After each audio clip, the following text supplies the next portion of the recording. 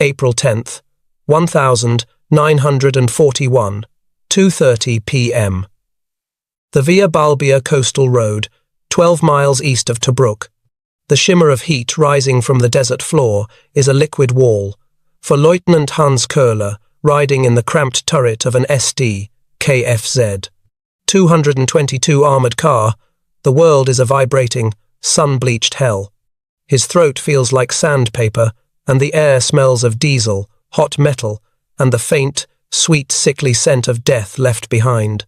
For 17 days, this has been a race, not a war. General Oberst Erwin Rommel, the Desert Fox, had landed in Africa just 2 months before, with orders to defend the Italian line. Instead, he attacked. He saw the British Eighth Army, overstretched and arrogant from their own recent victory, and he struck them like a cobra. The British rout was total. They called it the Benghazi Handicap, as they fled 600 miles eastward, abandoning tanks, supplies, and entire divisions. Köhler and his 3rd Aufklärungsbataillon, 3rd Reconnaissance Battalion, had been the tip of the spear, chasing them, laughing as they captured depots full of British cigarettes and canned beef. Now, only one prize remained, Tobruk. It is the last deep-water port in Cyrenaica. Without it, the British Royal Navy starves. With it, Rommel's Deutsches Afrika Korps, DAK, can be supplied for the final push to Cairo, to the Suez Canal. Köhler raises his binoculars. On the horizon, a smudge of white buildings, but before them, a dark line in the sand. He checks his map. The Italian perimeter. His commander, General Major Heinrich von Prittwitz, had scoffed at it that morning. "It is a joke, mein Herren. A semicircle of crumbling Italian forts built a decade ago to frighten the Bedouins. The German staff had a name for it, Schrott, scrap iron. The garrison, they were told, was a collection of colonial troops, Australians. Men who, according to Berlin's propaganda, were undisciplined, lazy, and better at drinking than fighting. They were the remnants of the routed British army, trapped, waiting to surrender. But the port is not empty, and the men are not waiting to surrender. Inside the perimeter, General Leslie Morsehead, commander of the 9th Australian Division, stares at his own map. He is not a man given to grand gestures. He is a Sydney schoolteacher, a short, grim, civilian soldier with a quiet, unshakable will. He had been ordered by the British High Command in Cairo to hold the port for at least 2 months. His British superior, General Archibald Wavell, had asked him, "Do you think you can hold them?" Morsehead, whose men had just marched 300 miles on foot, replied with a flat Australian twang, "If we can't, we'll make 'em bloody well take it from us." His orders to his own men are even simpler. They are typed, simple, and cold. There will be no retreat. There is no behind us. We hold Tobruk. The scrap iron line the Germans mock is not a wall. It is a 30-mile-long trap. It consists of 2 lines of defense, the red line and the blue line. The red line, the outer perimeter, is a network of 60 concrete post-stazione bunkers, each dug into the desert, surrounded by barbed wire, anti-tank ditches, and minefields. Crucially, they are not connected.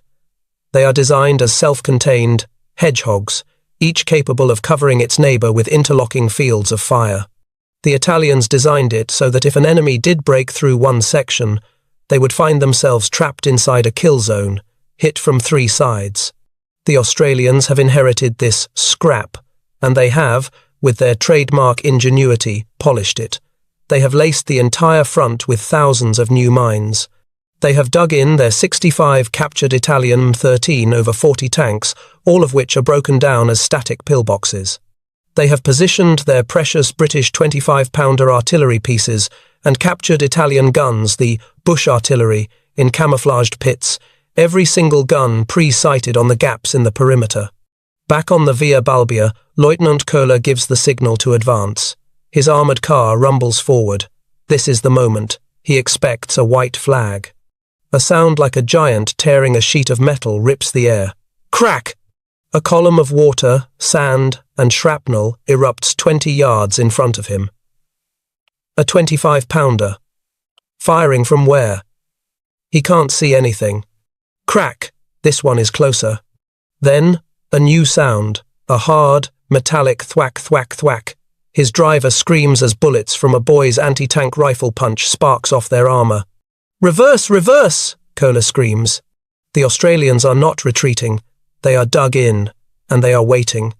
General von Prittwitz, the German commander, is not waiting. He drives his command car forward, arrogant, impatient, to see what is causing the delay. A single, unseen Australian 25-pounder, miles away, has his location marked. A shell lands directly on his car, killing him instantly. The first German general to die in the desert campaign is not killed in a glorious tank battle. He is killed by scrap iron before he even sees the enemy. Rommel arrives at the front. He is furious. At the delay, at the death of his general, at the sheer impudence of the defenders. He has no respect for this static, Italian-style defense. It is against every principle of his blitzkrieg. He orders General Major Heinrich von Streich, commander of the 5th Light Division, to attack immediately. Streich, a cautious, old-school Prussian, protests. Herr General, the men are exhausted. The panzers are low on fuel. We must reconnoitre. This is madness. Rommel is unmoved. This is not madness, Streich. This is an order. You will attack at dawn. I want this port. I want it now. April 11th, 1941, Good Friday, 5 a.m. The assault begins on post R33, held by the Australian 2 over 17th Battalion. In the pre-dawn darkness, German Stoßtruppen, shock troops, move forward behind a rolling artillery barrage. They cut the wire. They scream, "Hände hoch," hands up. They expect the colonials to break and run. The commander of post R33, Lieutenant Jack Mackel, waits. He holds his fire until the Germans are inside the wire, crowded into the preset killing ground. Fire. The world erupts. Vickers heavy machine guns, set up in triangulated positions, open up, their streams of tracer scything through the German ranks. Bren guns chatter. Mortars, thump, thump, thump, rain down. The Germans are not fighting demoralized men. They are fighting angry, professional soldiers, standing on ground they chose. The Stoßtruppen are cut to ribbons. Rommel, watching from his command vehicle, cannot believe his eyes. He is enraged. "My tanks!" he screams. "Send in the panzers!" Panzer Regiment 5 rumbles forward. They are the heroes of France, the unstoppable Iron Fist. They roll over the scrap iron trench and straight into the anti-tank ditch. The lead Panzer III is grind to a halt, tracks spinning. They are sitting ducks. From hidden pits, the British 2-pounder anti-tank guns, small but deadly at this range, open up. The solid-shot rounds clang off the German armour. It's a plinking sound, like a hammer on an anvil. 1, 2, 3 panzers begin to smoke. The German crews, terrified, bail out. The attack collapses into a rout. By nightfall, on April 14th, the Easter battle is over. Rommel's first, arrogant, hasty thrust has been utterly, bloodily shattered. He has lost 17 panzers. He has lost hundreds of his best shock troops. He has lost his momentum. His staff, back at headquarters, is silent. The scrap iron has teeth. The men they are fighting are not the Benghazi rabble. They are something new, something hard. Rommel is humiliated. And now, he is angry. He pulls back. He will not be rash again. He will plan. He will bring in the Stukas. He will bring in his heavy artillery. He will crush this impudent Australian garrison if he has to level the entire fortress. A new, bitter, personal war has just begun. April 25th, 1941, 1 p.m., a concrete bunker near Post S7, Tobruk. Anzac Day. Private Bluey Harris, of the 2 over 24th Battalion, is not at a dawn service. He is not at a parade. He is in a hole, 200 yards from the German lines, trying to kill a fly. He slaps his knee. The fly, one of a million in a black, buzzing carpet, doesn't move. The air in the dugout is 115 degrees, 46 degrees Celsius. It is a physical, suffocating weight. It is composed of 3 smells: the rotting corpse of a camel 100 yards upwind, the acrid metallic tang of cordite, and the stomach-churning stench of the latrine pit. The menu for Anzac Day is the same as every other day. A hardtack biscuit, so hard you have to soak it in tea to chew it. A tin of bully beef, which has melted into a grey, greasy slush. And water. Water that is rationed, warm, and tastes of the gasoline from the jerrycan it was stored in. This is the reality of the scrap iron fortress. It is not a fortress at all. It is a 3-0-mile wide dust bowl. The men are thin, their uniforms are in rags, their skin is covered in desert sores, septic ulcers that refuse to heal. Dysentery is a universal affliction. They call it the Tobruk trot. They are not soldiers. They are, as one digger writes in his diary, a collection of bloody scarecrows. But they are angry. Back in a command caravan, General Morshed, Ming the Merciless as his men call him, is grim. He knows what Rommel's failure at Easter means. It means the German will not be rash again. He will be methodical. And Morshed knows his own weakness. His men are magnificent defenders. But they are infantry. They are riflemen. He has almost no tanks of his own. His artillery, the bush artillery, is a motley collection of captured Italian guns and a few precious British 25-pounders. They are rationing ammunition, counting every shell. And in the sky belongs to the Reich. Every day, the Stukas come. The men call the daily 5 p.m. raid the evening hate. The Junkers Jew, 87 dive bombers, with their gull wings and their terrifying Jericho trumpet sirens, fall from the sun. They are not aiming at the perimeter. They are aiming at the port. They are trying to sever the garrison's one fragile lifeline, the sea. Every bomb that hits the harbour, every ship that is sunk, is another day's worth of water, ammunition, or food gone. The garrison is being strangled. From Berlin, the Nazi propaganda machine, sensing a kill, goes into high gear. The voice of William Joyce, Lord Haw Haw, crackles over the shortwave radios inside the Tobruk dugouts. His voice, dripping with an aristocratic, mocking sneer, is meant to break their morale. Where is the British 8th Army? He taunts. Where are your generals in Cairo? They have abandoned you. You, poor colonials from Australia. You are trapped. You are caught. Like rats in a trap. In one dugout, a corporal, his face caked in dirt, listens to the broadcast on a wireless set. He looks at his mates. They are gaunt, exhausted, and covered in flies. He doesn't get angry. He laughs. A dry, barking laugh. Rats, eh? He grins, showing teeth. He's not wrong, boys. We're living in bloody holes. We only come out at night, and we're a pack of thieving bastards. The insult is not taken.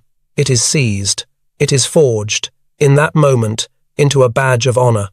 They begin to call themselves, with a defiant, grim pride, the Rats of Tobruk. They make a sign and hang it over the main road, the Rat's Nest. Their divisional newspaper is renamed The Tobruk Truth, with the subtitle, The Voice of the Rats. A new phase of the war has begun. The Germans may own the day, but the Rats are about to own the night. Meanwhile, 15 miles away, in a tent at Rommel's command post, the Desert Fox is not laughing. He is planning. He has identified the weakest point in the scrap iron line. It is a sector in the southwest, held by the Australian 2 over 24th Battalion. Here, a prominent hill, Hill 209, known to the Germans as Ras El Medawar, provides a commanding view of the entire harbour. More importantly, it is the one place where the red line and the blue line, the two defensive perimeters, are closest. This will not be a rash, Easter-style probe. This will be the Blitzkrieg perfected, a Durchbruch, a breakthrough. He assembles a massive striking force, Panzer Regiment 5, Machine Gun Battalion 8, and the entire Italian Ariete Armoured Division. They will attack under the cover of a relentless Stuka assault. They will not nibble at the hedgehog posts. They will punch a hole, seize Hill 209, and from there, their panzers will be able to see and shell the harbour, bleeding the fortress dry. The attack is set for the last day of April. April 30th, 1941, 4:30 p.m. The evening hate arrives early. But it is not a raid. It is an armada. Over 100 Stukas and Junkers Ju-88 bombers blot out the sun. They are not hitting the port, they are hitting the 2 over 24th Battalion's positions. For 2 solid hours, the earth trembles.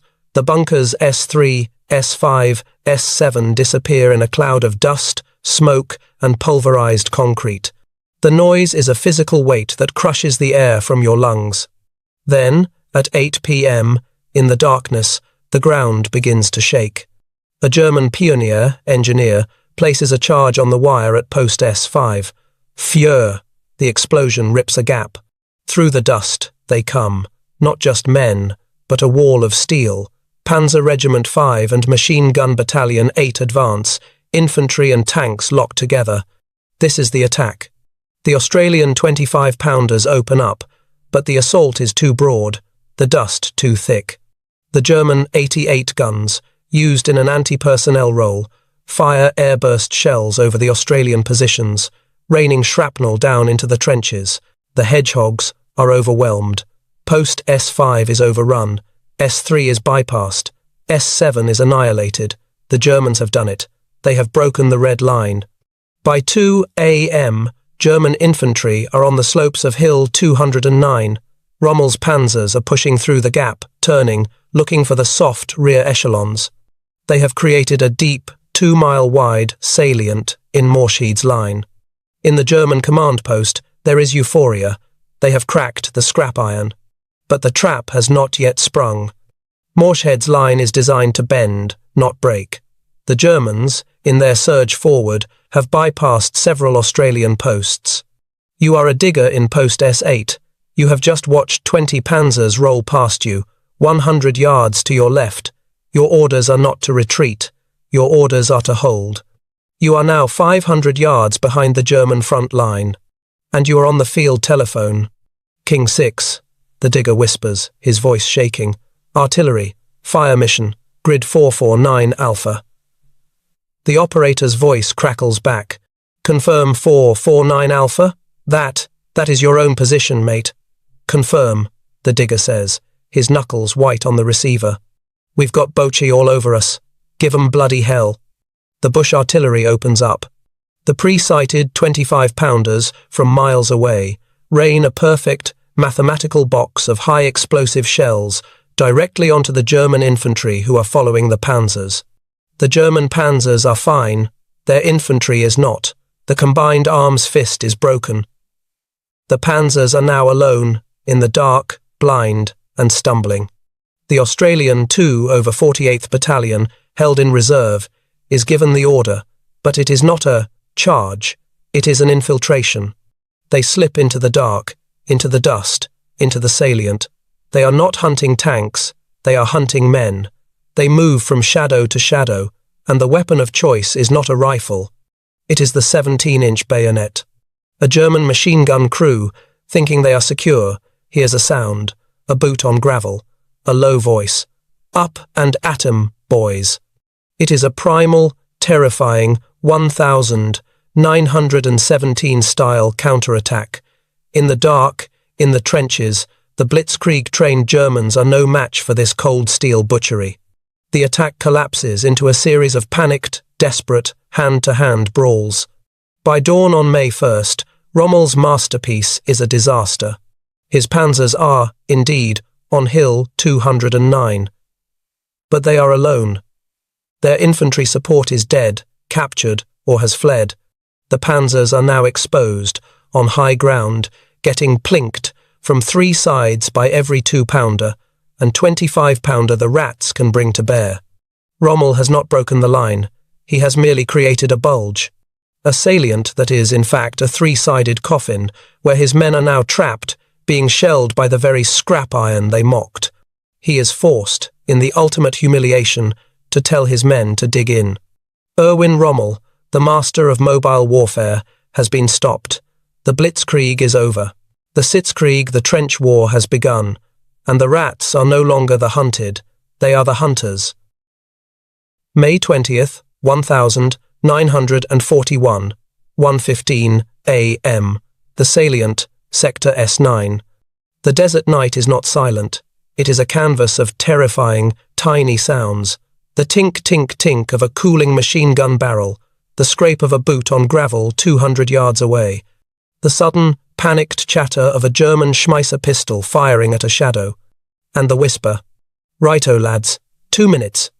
Sergeant Sid Martin, 2 over 48th Battalion, gently taps the shoulder of the man in front of him.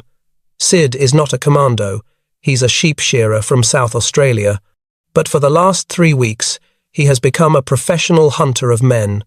His face is blackened with a mixture of soot and rifle grease. His pockets are not filled with extra ammunition, they are filled with grenades, and a kosh, a sock filled with sand. His bayonet is fixed, and its 17-inch blade has been darkened so it won't reflect the moon. His rifle, the .303 Lee Enfield, is unloaded. This is the first rule of the night hunt. No one fires a shot. A rifle shot is loud.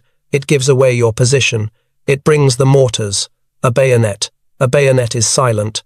Sid and his 4-man patrol slip over their own barbed wire and into the 600-yard stretch of pulverized rock and rotting bodies known as No Man's Land. They are the rats, and this is their kingdom. General Morshead, the schoolteacher, has unleashed a campaign of psychological terror. He knows his men cannot beat the Afrika Korps in a stand-up tank battle, so they will not fight that war. They will fight this one. Morshead has ordered an active, aggressive defense. This means that every night, from every sector of the 30-mile perimeter, dozens of these small patrols go out. Their mission is not to take ground, it is to dominate, to kill, to capture, to destroy, and, most importantly, to terrorize. You are a 20-year-old German Lancer in Machine Gun Battalion 8. You are huddled in a shallow trench in the salient, the bulge Rommel's panzers created. You are exhausted. You have not had a full night's sleep in a month. The flies and the dysentery have broken your health. The daily British artillery shelling has broken your nerve. But it is the night you fear. You call the Australians Nachtteufel, night devils, or Geister, ghosts. They are not soldiers in the way you were trained. They do not blow trumpets and charge. They crawl. They appear, as if from the earth itself, inside your perimeter. You have booby-trapped your wire with trip flares. You have set up cans filled with stones. But they still get through. You hear a sound, a cough. Is it your comrade in the next hole? Or is it them? You grip your Mauser K98K, your knuckles white. You stare into a darkness that is alive. Sergeant Sid Martin and his patrol have been crawling for 40 minutes. They are lying flat, 30 feet from a German MG-34 nest. They can smell the Germans' cigarettes. They can hear them whispering. Sid waits. He listens to the rhythm of the sentries. He identifies the dark, high-walled shape of the Maschinengewehr position. He gently, slowly, pulls the pin from a Mills No. 36 grenade. He holds the spoon handle down. He looks at his men. He nods. Once. He lobs the grenade in a high, gentle arc. "Grenade!" he screams, the first loud sound he's made. The grenade lands inside the stone pit. A muffled crump, a flash of orange. One scream, cut short. Go! Sid and his men are not crawling now. They are sprinting. They are in the trench before the smoke clears. 2 Germans, dazed, are trying to get up. Sid's bayonet thrust is a practiced, brutal, shearing motion. The man beside him uses his sand-filled sock, a dull, wet thud. One German, a boy, his face white with terror, throws his rifle down. "Kamerad, Kamerad." Sid grabs him by the collar. "Got one," he yells. The entire action, from grenade to prisoner, has taken 8 seconds. Now, the hard part, getting back. The entire German line is awake. Flares are hissing, turning the no man's land into a ghostly, green-white stage. Pop, pop, pop, the MG-34 from the next post opens up, its tracers clawing at the dark. Run. The patrol, dragging their prisoner, dive and weave, sprinting for the gap in their own wire. Mortars from the German line start to walk across the desert. Thump crump, thump crump. Sid and his men tumble into their own trench, throwing the terrified, weeping German in first. They are exhausted, gasping, but they are grinning. In his dugout, a company commander gets on the phone. Blue 1 King, patrol complete, 1 enemy MG post destroyed, 1 prisoner secured, no losses. All along the 30-mile line, this same scene is playing out. The rats are not just in a trap, they are the trap, they are the bait, the wire, and the teeth. They are using the scrap iron line not to keep the Germans out, but to lock them into a close-quarters battle of nerves that the Afrika Korps cannot win. Rommel is bleeding, not a hemorrhage, but 1,000 tiny cuts. He is losing his best men, not in grand battles, but in these filthy, midnight knife fights. He is losing his artillery pieces to ghost raids. He is losing his mind. The German High Command, in reports, notes the unusual and aggressive nature of the Australian defenders. They are cunning, savage, and show no respect for the classic rules of warfare.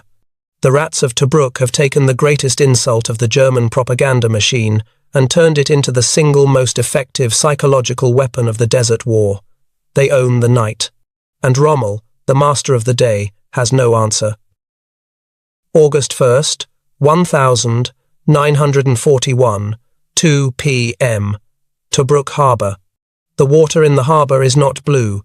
It is a milky, churned-up brown, choked with the wreckage of sunken ships.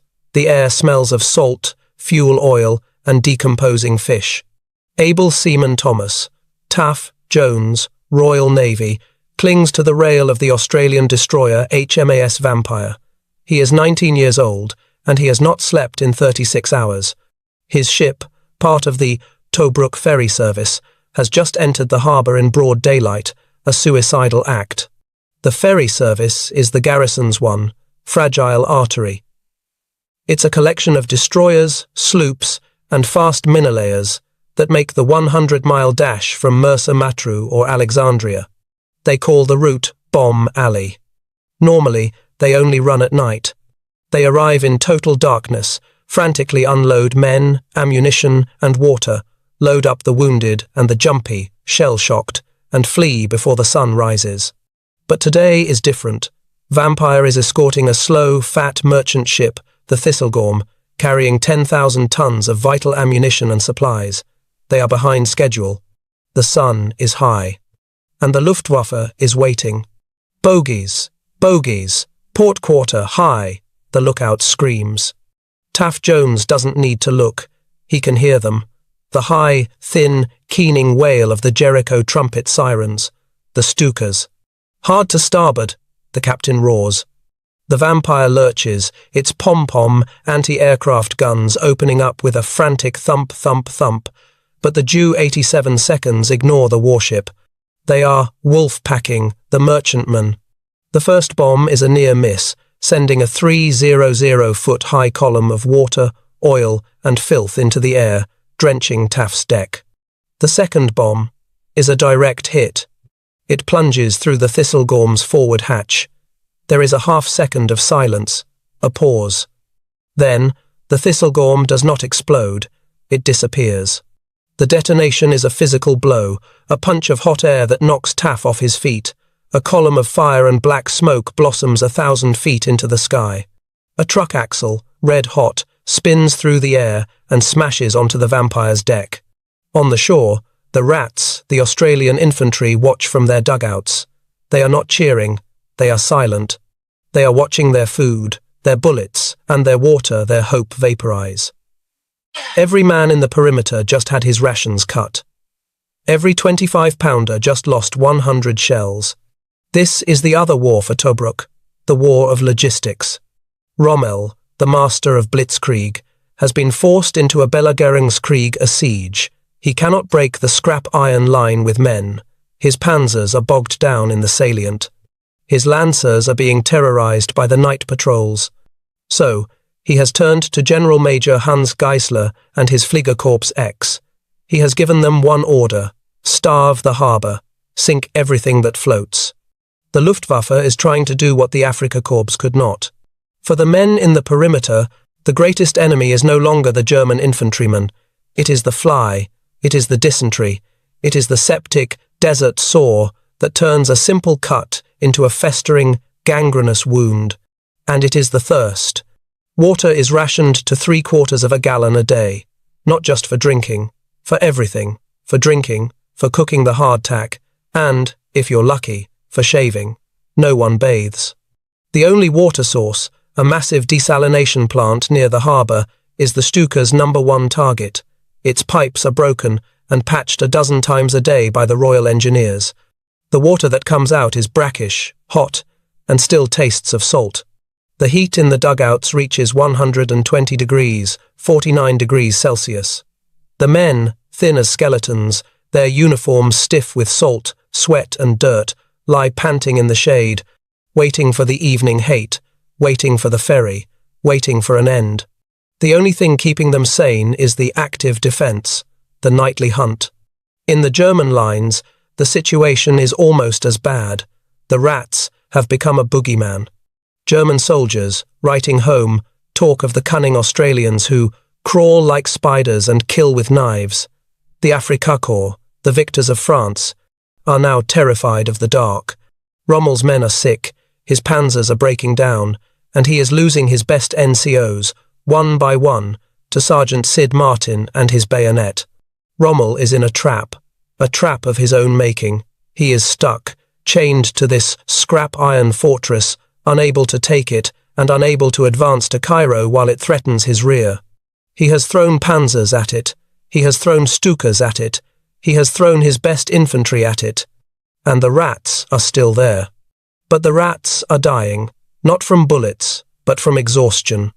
Back in Cairo, the British High Command, now under General Claude Auchinleck, is reading Morsehead's reports.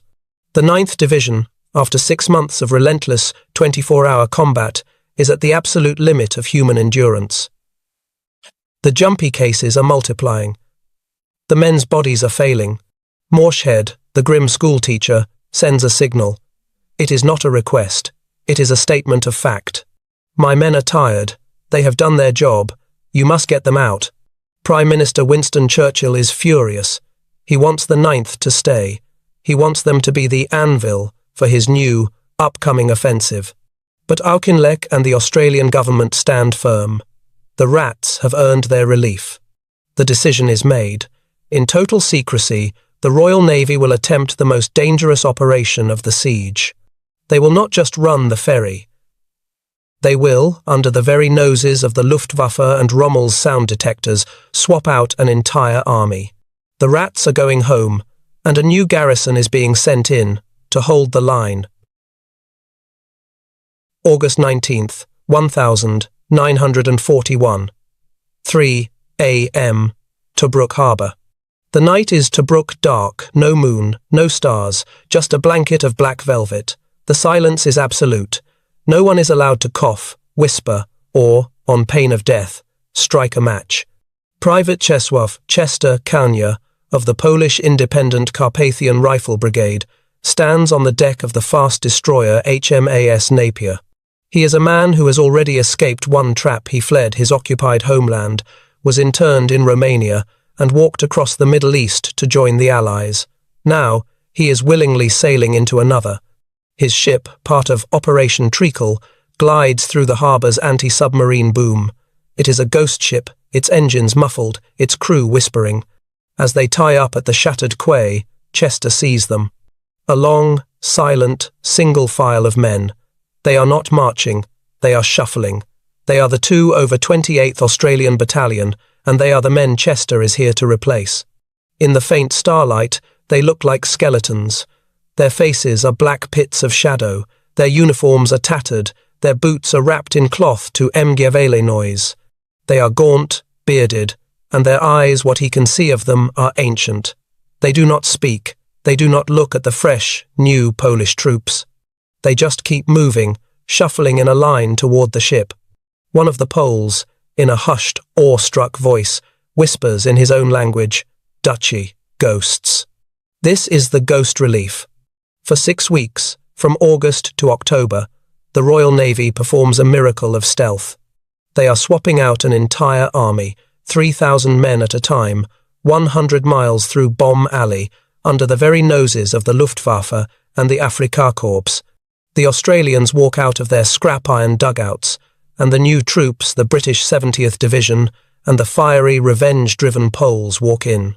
The Germans, less than 2,000 yards away, hear nothing. Their intelligence reports still insist that the tired Australian 9th Division is all that holds the line. When the last rat boards the destroyer, when he steps off the soil of Tobruk, he does not cheer. He is too tired. He is a husk, a man who has lived for 200 days on nerve, anger, and rationed water. He finds a piece of deck, slumps down, and for the first time in 8 months, falls into a sleep that is not haunted by the crump of a mortar or the scream of a Stuka. The rats are gone, but their fortress remains. November 18th, 1941. 6 a.m., 50 miles southeast of Tobruk.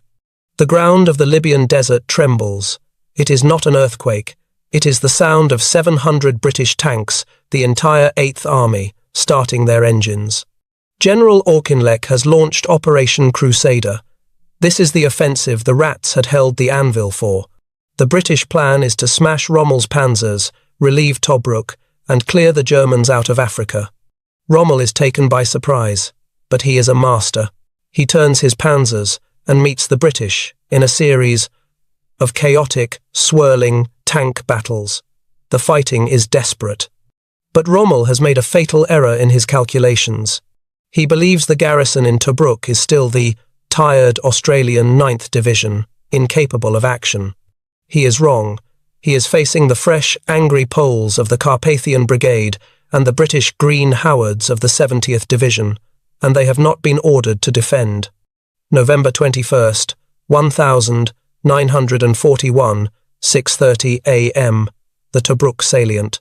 The British artillery, the new guns, which now number in the hundreds, open up. It is not the sporadic, rationed fire of the bush artillery. It is a drum fire.